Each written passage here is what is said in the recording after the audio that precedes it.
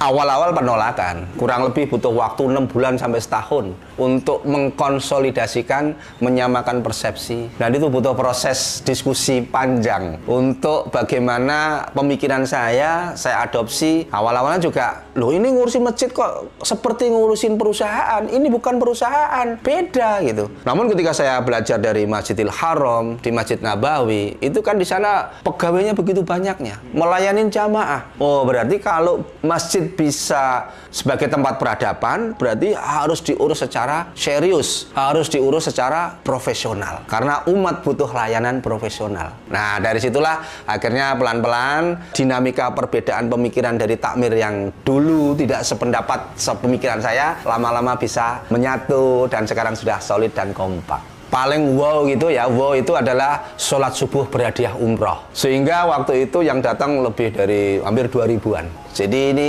menjadi magnet, jadi apa ya, trigger di awal lah gitu ya. Terus sholat tarawih mengundang imam dari Timur Tengah.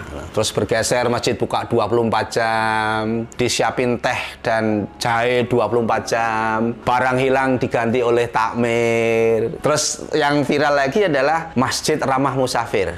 Kalau di masjid yang lain ditulisin dilarang tidur di masjid, di Al-Falah disiapkan kasur, disiapkan bantal, dan disiapkan sarapan pagi.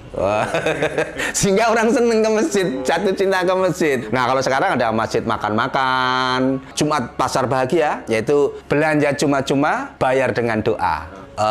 Ada beberapa orang itu di sosial media yang mengomentarin, ini ke masjid kok dikasih makan, masjid kok dikasih hadiah umroh, masjid kok ngasih hadiah motor. Ini nanti jamaahnya niatnya bukan ke masjid, bukan sholat, tapi niatnya cari hadiah. Akhirnya saya kasih jawaban, takmir tidak ngurusin niat jamaah. Tujuan takmir masjid atau DKM adalah mengajak umat Islam untuk kembali ke masjid dulu. Orang yang penting hadir ke masjid, nanti pelan-pelan hatinya kita basuh, kita ajak dialog, kita ajak diskusi, dan insya Allah lama-lama nanti cinta ke masjid. Butuh waktu, butuh proses. Tidak tiba-tiba langsung diajak sholat, tidak tiba-tiba diajak kajian Ibnu Katsir, Bulughul Maram. Nah, ini mungkin levelnya sudah paham agama. Kalau masih pemula, maka perlu daya tarik apa supaya hadir ke masjid.